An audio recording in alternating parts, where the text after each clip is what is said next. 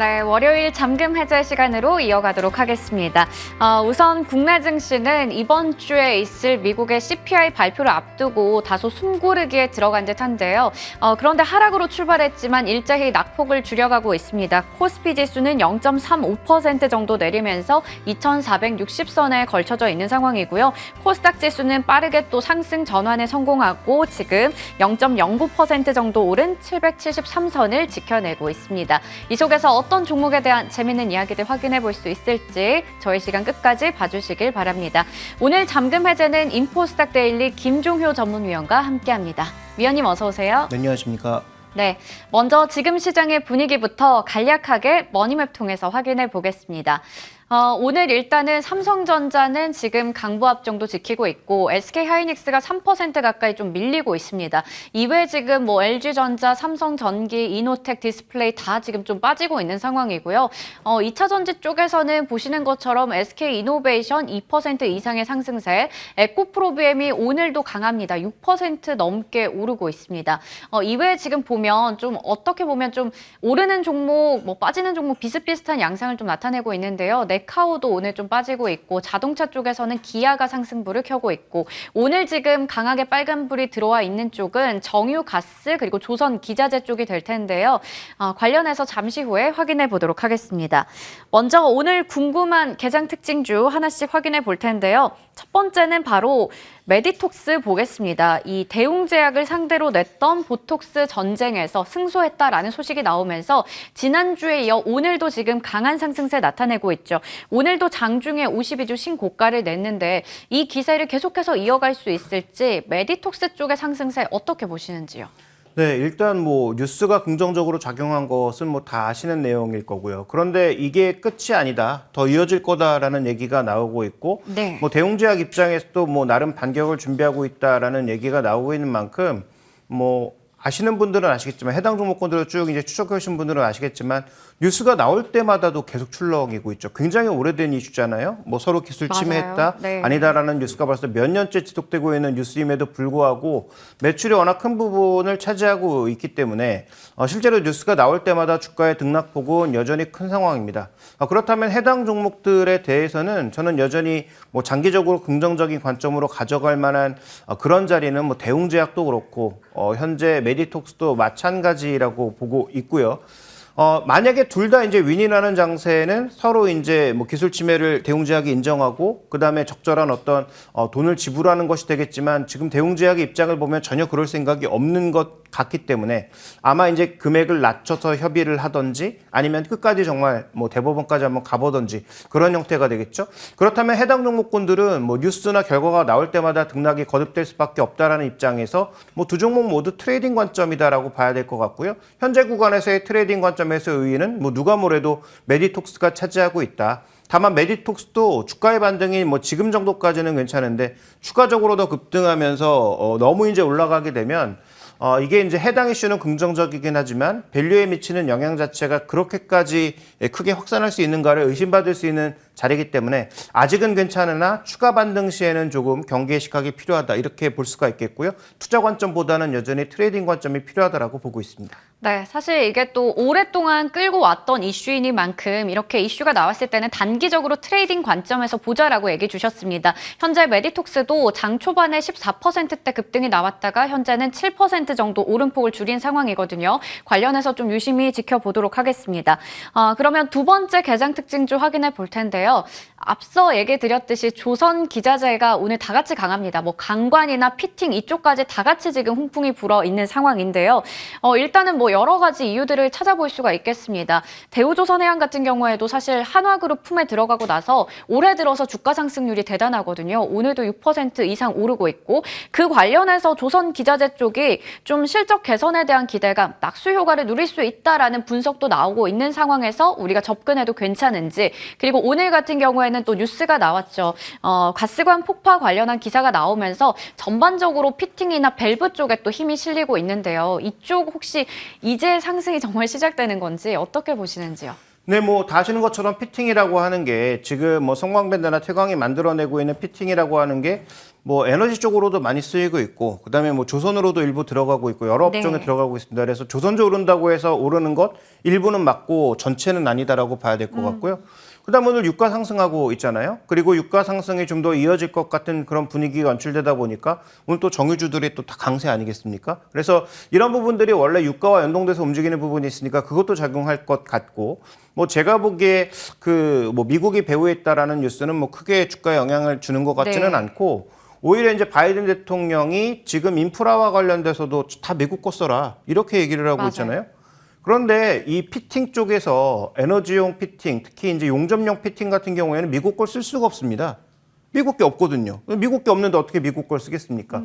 뭐 그러다 보니까 뭐 관련된 제품은 만약에 이제 예를 들어서 영향을 받을 수 있는 일부 제품에 비해서는 여전히 뭐 미국이 에너지 투자를 늘려나갔을 때 쓸 수밖에 없다라는 뭐 어떤 그런 이슈도 좀 작용을 하는 것 같고 가장 본질적으로는 그동안 지수의 랠리가 뭐 좀 있었는데 네. 이들 종목은 전혀 오른 게 없죠. 그러니까 순환매 관점으로도 이해해 볼 수가 있는 거예요. 그래서 뭐 저는 개인적으로는 성광밴드 지금보다 훨씬 높은 가격에서 뭐 괜찮다라고 말씀을 드려왔는데 뭐 여전히 더 낮아진 가격이라면 저는 괜찮다라고 보고 있고요.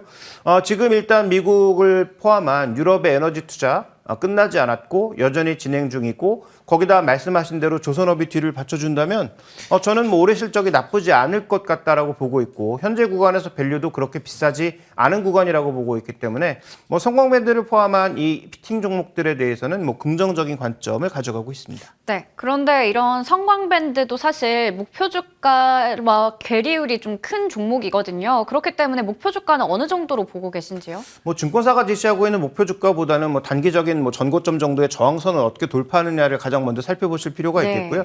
뭐 증권사들이 제시하는 목표가는 뭐 아시겠지만 뭐 달성 여부를 떠나서 대부분 6개월 혹은 뭐 12개월 포워딩에서 다 네. 보는 것들이잖아요. 그래서 굉장히 장기적인 목표 가격이기 때문에 그 목표 가격을 지금 지수에 등락이 있을 올해 우리가 미리 보고 가기는 조금 어렵다. 그렇게 본다면 기술적인 저항선을 우리가 좀 받을 수 있는 전 고점 부근 정도에서의 저항을 잘 살펴보실 필요가 있겠고 특히 이제 최근 시장은 외국인들이 주도하고 있는 만큼 외국인이 됐든 뭐 기관이 됐든 강력한 매수채 지속적인 유입 여부를 살펴보시는 게 좀 더 효율적인 투자 관점이 될 것 같습니다. 네, 그렇다면 수급 상황까지 보면서 좀 지속적인 관점에서 대응해 보도록 하겠습니다. 그러면 오늘의 잠금 해제 종목들 하나씩 풀어볼 텐데요. 첫 번째 종목은 뭐 지난주부터 시장에서 계속 뜨겁게 이야기가 나오고 있는 하이브입니다. SM의 인수는 과연 신의 한 수일지 확인해 보겠습니다. 첫 번째 투자 포인트 먼저 열어볼 텐데요. SM.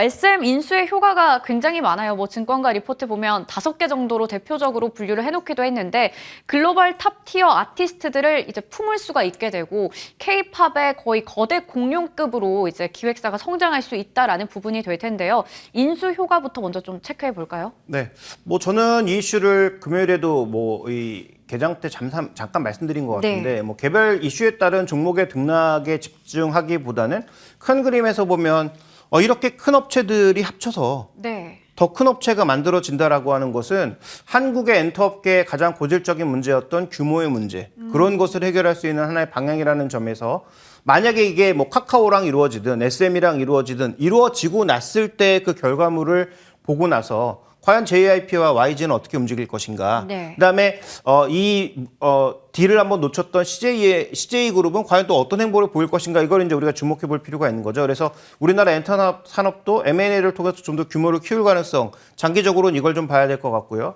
단기적으로는 SM을 하이브가 품었을 때 준비된 그림에서 보시는 것처럼 뭐 여러 그룹들이 있습니다만 지금 거의 세븐틴 정도의 성과를 내고 있는 NCT가 들어왔을 때, 네. 그다음에 에스파라고 하는 또 그룹이 들어왔을 때 전체적으로 지금 키워가고 있는 뉴진스를 포함한 르세라핌의 더 강력한 어떤 모멘텀들을 더해갈 수 있다는 얘기가 되겠죠. 그래서 하이브가 기존에 갖고 있었던 여러 가지 레이블에 더 강력한 어떤 레이블이 하나가 추가된다라는 관점에서 보면 저는 일단 뭐 긍정적인 이슈라고 봐야 될 것 같습니다. 그래서 SM 아티스트들의 전체적인 흐름이 지금 하이브와 마찬가지로 꾸준하게 매출과 이익, 뭐 앨범 판매량 등이 성장하고 있는 그런 과정에서 보면 저는 뭐 분명히 시너지는 있을 거다. 다만 1+1이 뭐 3, 4가 되는 그런 시너지는 당장은 나오지 않을 것 같고 어쨌든 합병이 정말로 확정돼서 지분을 확보하는 그런 단계로 그래서 시장이 예상한 대로 하이브가 40% 이상의 지분을 확보하는 그런 과정으로 가게 된다면 뭐 이것은 하이브에게는 전혀 나쁘지 않은 그런 이슈가 될 것이다 이렇게 보고 있습니다. 네. 확실히 이 시너지 효과를 기대할 수가 있겠는데요. 그렇다면 두 번째가 바로 이거겠죠. 앞서 얘기했듯이 이제 공룡의 탄생이 될 것이냐인데 CNN에서는 뭐 이런 얘기도 있더라고요. 이제 SM을 합병하고 나면 소니나 워너뮤직과도 거의 뭐 어깨를 나란히 할 정도까지 성장할 수 있다라는 얘기가 나오고 있는데 이건 어떻게 보시나요? 네, 최근에 이제 인수한 게 SM도 이제 가장 최근 이슈긴 하지만 그 전에 또 QC 맞아요. 레이블인가요? 네. 그 힙합 레이블도 하나 또 인수했잖아요. 그래서 기존에 이제 팝 아티스트와 더불어서 힙합 아티스트들도 있고 거기에다가 이제 뭐 BTS도 여전히 보유하고 있는 상황이고요. 그 외에 이제 그 밑에 있는 뭐 투바로 바이 투게더라든지 아니면 뭐 BTS도 뭐 개별 활동을 하고 있지만 보유하고 있는 가운데에서 더 라인업이 넓어지니까 당연히 긍정적인 부분이 있죠. 자, 이제 준비된 그림 보시면 제가 더 주목하고 있는 것은 위버스 2.0이 출범했는데 별로 지금 효과 없거든요. 그래서 위버스 2.0 출발하면서 뭐 700만 명 정도까지 늘었던 이 소위 플랫폼 사업을 어떻게 확장해 나갈 수 있느냐가 굉장히 중요하죠. 그런데 SM도 가지고 있는 게 또 뭐냐? 디어유라는 거죠. 네. 그래서 다음 이제 준비된 그림 보시면 디어유의 가입자 수도 나올 텐데 지금 꾸준하게 증가하면서 2024년 가면 뭐 240만 정도라고 예상했는데 그럼 두 개 합쳐서 시너지가 최소한 1000만 이상은 빠르게 올라갈 수 있는 그런 여건이 만들어져야 기존의 앨범 판매, 그다음에 뭐 콘서트 이런 것뿐만 아니라 그 외 부가적인 또 플랫폼을 통해서 나타날 수 있는 다양한 부가적인 매출이 올라올 수 있는 그런 분위기가 만들어진단 말이죠. 그래서 현재 구간에서 우리가 가장 주목해 봐야 될 것은 합병 이후에 이 시너지를 과연 플랫폼을 통해서 낼 수 있느냐가 관건이 될 것 같고요. 만약에 정말로 나온다면 그러면 이 종목의 밸류에이션을 또 올릴 수 있는 그래서 굉장히 답보 상태에 머물고 있는 위버스의 전체적으로 뭔가 크게 터질 수 있는 하나의 여건이 만들어질지 여부 이것이 저는 장기적으로는 합병이 되었을 때 주목해 봐야 될 이슈라고 보고 있습니다. 네. 아티스트들의 라인업이 다양해지는 것뿐만 아니라 이 위버스에다가 디어유까지 합쳐진다면 또 상당한 파급력을 나타낼 수 있겠다라는 생각이 듭니다. 그러면 이제 밸류에이션을 좀 따져볼 때가 된 것 같은데 증권가에서는 이미 목표 주가를 많이 상향 조정하고 있죠. 이미 시나리오가 뭐 하이브가 SM을 품었다. 그 이후를 지금 기대하고 있기 때문에 이베스트 투자증권에서는 37만 원까지 또 올려 잡았거든요. 지금 주가의 위치 어떻게 보세요? 네, 이 종목에 대해서는 작년 6월달, 9월달 두 번에 걸쳐서 뭐 이 시간을 통해서 언급드린 적이 있죠. 네. 그때 제가 언급드렸던 건 BTS 빠진다고 망하냐? 그렇지 않다. 그래서 그 낮은 가격에서는 충분히 그래 매력을 느낄 수 있다라고 말씀을 드렸는데 그 이후에 지금 주가가 많이 올라왔단 말이죠. 네. 물론 뭐 성장주의 밸류 기준으로 봤을 때는 그렇게 높지 않다라고도 볼 수 있겠습니다만 현재 구간에서 뭐 하나증권 자료를 기준으로 봤을 때는 지금 현재 구간에서 한 30배를 좀 넘어선 PER 기준으로, PB 기준으로 봤을 때도 현재 구간에서 한 3배 정도로 조금 넘어선 그러면 이익률 기준으로 봤을 때 최소한 30~40%는 꾸준하게 좀 나와야 되는 그런 상황이 됐는데 말이죠. 그래서 시너지를 통해서 이런 상향이 나타날지 여부도 확인해 봐야 되지만 현재 밸류는 뭐 제가 보기에는 여러 가지 성장 모멘텀을 고려한다고 하더라도 조금은 애매한 그런 구간으로 들어오고 있지 않나. 그래서 지금부터는 정말 낮은 가격에서 사신 분들이 언제쯤 차익 실현을 해야 될까를 고민해야 되는 자리이지 이 가격에서 새롭게 진입해서 뭔가 초과 수익을 시장 대비 강하게 누릴 수 있다라고 생각할 만한 그런 가격은 아닌 것 같습니다. 그래서 현재 구간에서의 하이브의 신규 매수를 강력하게 말씀드리긴 어렵고요. 그렇다면 SM도 마찬가지죠. 지금 가격이 12만 원 선으로 이미 제시되어 있는 상황 아닙니까? 공개 매수 가격이. 그렇다면 12만 원을 넘어가게 되면 상승 탄력이 떨어질 수밖에 없는 상황이 되겠죠. 만약에 12만 원 이상으로 갈 수 있는 한 가지 가능성은 뭡니까? 카카오도 SM을 원하고 네. 하이브도 원해서 인수 가격을 또 높이는 계속 경우밖에 올려가는, 없겠죠. 네. 그래서 뭐 그런 경우가 오게 되면 뭐 SM은 또 투자 의견이 바뀔 수도 있겠습니다만 어쨌든 현재 구간에서 SM이나 하이브나 여러 가지 뉴스가 노출된 상황에서 뉴스의 방향에 따라서 단기적인 등락폭이 커질 수 있는 만큼 두 종목 공이 SM은 밸류 기준에서 좀 싸 보이긴 하지만 여전히 변동성이 노출되어 있다는 관점에서, 그다음에 하이브는 호재를 이미 좀 선반영한 측면이 꽤 있는 데다가 밸류 기준으로 봤을 때 조금은 애매모호한 지점에 있다는 관점에서 기존 보유자들의 잔치일 가능성이 높다라고 보고 있고요.